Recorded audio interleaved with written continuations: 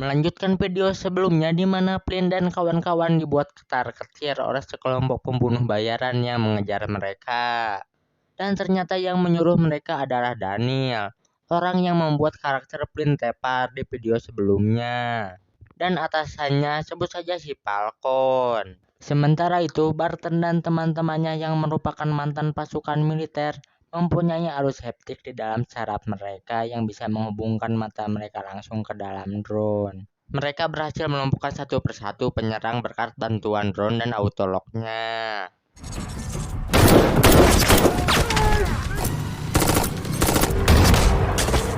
Sementara itu, Flynn kembali ke rumah untuk menjaga ibunya, guys. Saat mau bayuan, untung Barton datang tepat waktu, serta headshot ke kepala si target. Tapi rupanya mereka semakin banyak, sehingga membuat Barton dan teman-temannya ketar-ketir. Tapi rupanya ada yang menyerang mereka dari belakang hingga membuat musuh tepar semua. Dan itu adalah Connor, teman lamanya.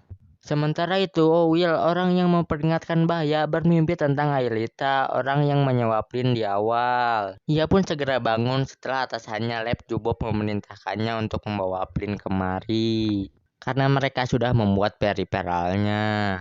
Dan buat kalian yang belum tahu periperal adalah perangkat tambahan yang bisa menghubungkan suatu perangkat ke perangkat lain, atau boneka karakter kalau di film ini, guys. Karena penasaran, Flynn pun memakai VR itu lagi dan bertemu dengan Will. Ia pun tanpa babi bu bebo langsung menanyakan Aelita dan membuat Flynn bete. Ia pun menanyakan balik kenapa orang-orang mengejar mereka. Will pun menjelaskan bahwa ia bukan memainkan sebuah karakter game, melainkan di dalam periperal yang menghubungkan masa lalu ke masa depan. Ia pun menunjukkan London di masa depan. Awalnya Flynn tidak mempercayainya, tapi itu diperkuat koran yang berisi ibunya akan mati sebentar lagi karena kanker otak, guys. Tapi mereka sudah membuat obatnya dan sudah dikirim ke John Pharma. Flynn pun segera keluar dan mengambil obat itu. Ia juga menyuntikkan obat itu kepada ibunya, guys. Sementara itu, deputi yang bernama Tommy menemukan kopi melayang, guys. Ia meraba-raba dan menemukan mobil tidak terlihat.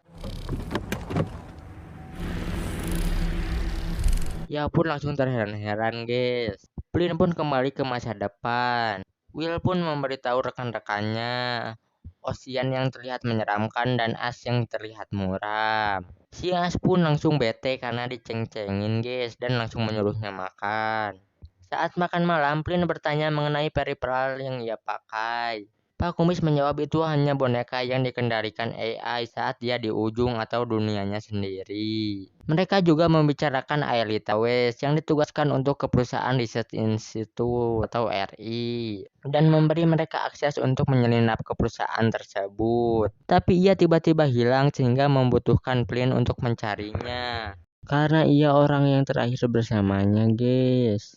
Tapi setelah mengetahui obat yang diberikan kepada ibunya hanya 57% peluang berhasilnya, Flynn auto berontak dan mengatakan ia tidak akan membantu mencari Aelita sebelum obat itu berhasil. Ia pun langsung log out. Sementara itu, Pak Kumis mengatakan pada Will sebaiknya kita sabar dan jangan tergesa-gesa untuk membuat si Flynn nyaman dulu. Dan mungkin ia akan mendapatkan akses ke dunia si Flynn. Si Will dibuat kepo apa yang bakal Pak Kumis lakukan di dunia Flynn. Pak Kumis hanya menjawab yang intinya, semakin sedikit yang kau tahu, semakin baik. Flynn dan kawan-kawan juga memenangkan road trip berkat bantuan orang di masa depan itu.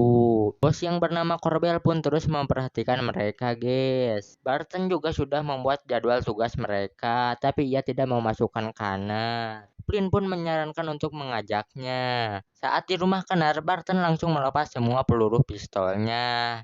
Dan benar saja, saat dibangunkan ia mengambil pistol dan mau menembaknya. Connor menjadi sedikit sensitif dan agresif setelah kakinya diamputasi pasca perang, guys. Saat diberitahu ia dan adiknya diburu, si Connor yang mabuk pun marah tepar, guys.